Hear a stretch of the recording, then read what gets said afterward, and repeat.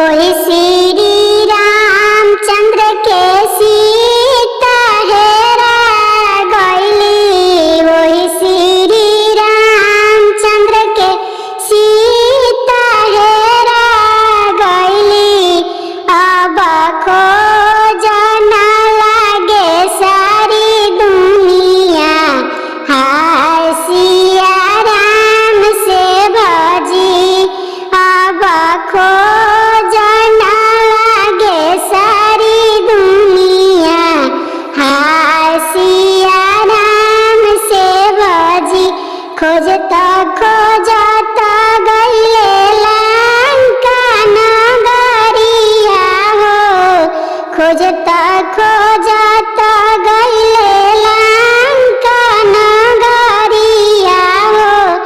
अब भेट भइले अशोक वाटिका, हाय सिया राम से बनी।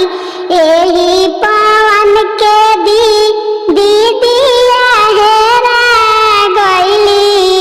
अब खोज न लागे सारी दुनिया, हाय सिया राम से भजी।